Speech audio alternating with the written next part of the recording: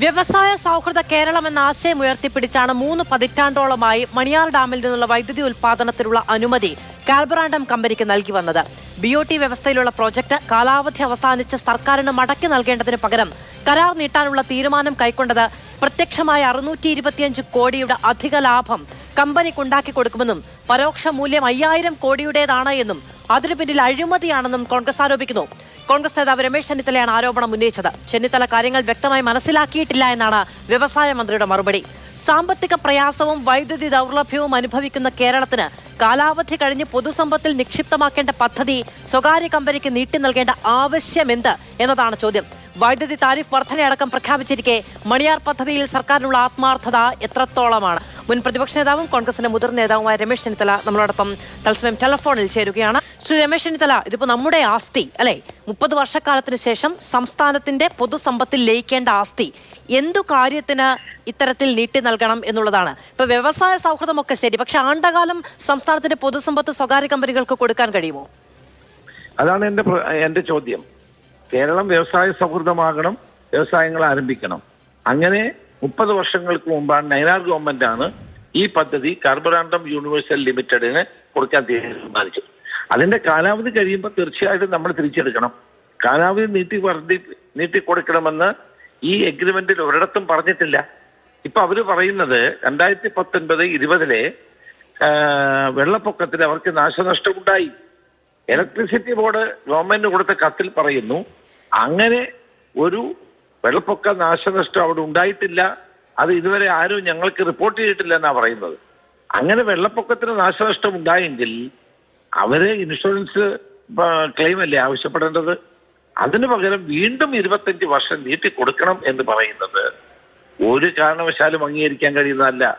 ഇതിനകത്ത് വലിയ അഴിമതിയുണ്ട്, വലിയ കൊള്ളയുണ്ട്. ഈ പദ്ധതി നടപ്പാക്കാൻ വേണ്ടി ശ്രമിച്ച ആ കാലഘട്ടത്തിൽ വ്യക്തമായി പറഞ്ഞിരുന്നു 30 വർഷം കഴിയുമ്പോൾ ഇലക്ട്രിസിറ്റി ബോർഡിന് തിരികെ കൊടുക്കണമെന്ന്.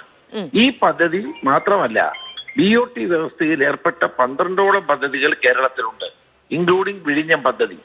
ഇത് നീട്ടിക്കൊടുത്താൽ എല്ലാ പദ്ധതികളും ഇതുപോലെ തൊടുന്യായങ്ങൾ പറഞ്ഞ് നീട്ടിക്കൊടുക്കേണ്ടി വരും. മാത്രമല്ല കോടതിയിലേക്ക് അടക്കം പോയാലും കീഴ്വഴക്കങ്ങൾ ചൂണ്ടിക്കാണിക്കപ്പെടും അല്ലെ? തീർച്ചയായിട്ടും. തന്നെയുമല്ല, വിഴിഞ്ഞം പദ്ധതി പോലുള്ള പദ്ധതി ഇപ്പൊ 40 വർഷമാണ്. അത് 2ാം ഘട്ടമാകുമ്പോൾ 50 വർഷം, 3ാം ഘട്ടമാകുമ്പോൾ 60 വർഷം. അത് കഴിഞ്ഞാൽ 100 വർഷത്തേക്ക് വേണമെങ്കിൽ അദാനിക്ക് നീട്ടിക്കൊടുക്കാൻ ഒരു പ്രയാസം ഉണ്ടാവില്ല. ഇതൊന്നും ഒരിക്കലും അംഗീകരിക്കാൻ കഴിയുന്നതല്ല. ഇതിനകത്ത് വൻ അഴിമതിയാണ്. എപ്പോഴും വൈദ്യുതി ബോർഡ് എന്ന് പറയുന്നത് CPM-ന്, വൈദ്യുതി വകുപ്പ് എന്ന് പറയുന്നത് CPM-ന്റെ ഒരു കറവ പശുവാണ്. രാവിലെ മുതലെടുത്താൽ നമുക്ക് കാണാൻ കഴിയും. അതുകൊണ്ട് ഇതൊരു കാരണവശാലും ഈ കൊള്ളയ്ക്ക് കേരളം കൂട്ടുനിൽക്കാൻ പാടില്ല. ഗവൺമെന്റ് അടിയന്തരമായി ഏറ്റെടുക്കണമെന്നാണ് എന്റെ അഭിപ്രായം. ഒറ്റ കാര്യം കൂടി ഞാൻ അങ്ങോട്ട് ചോദിച്ചോളട്ടെ. ഇതിപ്പോ വൈദ്യുതി മന്ത്രി K. കൃഷ്ണൻകുട്ടി പറഞ്ഞു ഇലക്ട്രിസിറ്റി ബോർഡിന്റെ തീരുമാനം എന്ന് പറയുന്നത് ഈ കരാർ നീട്ടിക്കൊടുക്കേണ്ടതില്ല എന്നുള്ളതാണ്. ഈ കരാർ പ്രാഥമികമായി ഇലക്ട്രിസിറ്റി ബോർഡും കാർബറാണ്ടവും തമ്മിലുള്ളതാണല്ലോ. അവിടെ വ്യവസായ വകുപ്പിന്റെ റോൾ എന്താണ് ശ്രീ രമേശ് ചെന്നിത്തല? ഒരു റോളുമില്ല. അത് P. രാജീവ് അവിടുത്തെ യൂണിയന്റെ പ്രസിഡന്റ് ആയതുകൊണ്ട് അദ്ദേഹം കിടന്ന് ബഹളം വെക്കുന്നതാണ്. 1 വർഷം മുമ്പ് ഇതുമായിട്ടൊരു ചർച്ച ഉണ്ടായപ്പോഴും അദ്ദേഹം ഇത് പറഞ്ഞു. അതുകൊണ്ട് അവിടെ വ്യവസായം 30 വർഷം ഫ്രീ ആയിട്ട് കൊടുത്തല്ലോ, അവര് അതെല്ലാം ആനുകൂല്യം അനുഭവിച്ചല്ലോ. ഇനി അവര് സംസ്ഥാനത്തിനോ ഇത് ചെയ്യട്ടെ. അവരിപ്പോ ധാരാളം കരാർ ലംഘനങ്ങൾ ചെയ്യുന്നുണ്ട്. ഇവിടെ ഉൽപ്പാദിപ്പിക്കുന്ന വൈദ്യുതി ഇലക്ട്രിസിറ്റി ബോർഡിനെ വിറ്റിട്ട് കുറഞ്ഞ വിലയ്ക്ക് അന്യ സംസ്ഥാനത്തു നിന്ന് വൈദ്യുതി എടുക്കുന്ന കരാർ ലംഘനം, നഗ്നമായ കരാർ ലംഘനം നടത്തുന്ന കമ്പനിയാണിത്. അതുകൊണ്ട് ഈ കരാർ ലംഘനം സംബന്ധിച്ച് കോബ്രകടയടക്കം സംസ്ഥാന സർക്കാരിനെ മുൻപ് അറിയിച്ചിട്ടുണ്ട്. ഈ അറിവെല്ലാം കയ്യിൽ വെച്ചിട്ടാണ് വീണ്ടും ഈ കരാർ കൊടുക്കുന്നത്. അത് മന്ത്രിയോട് ഞാൻ അദ്ദേഹം തന്റെ നിലപാട് തന്റെ നിലപാട് ഉറച്ചു നിൽക്കാം. അദ്ദേഹം വൈദ്യുതി മന്ത്രിയാണ്, വൈദ്യുതി ബോർഡിന്റെ താല്പര്യമാണ്, ജനങ്ങളുടെ താല്പര്യമാണ് ഈ കാര്യത്തിൽ സംരക്ഷിക്കേണ്ടത്.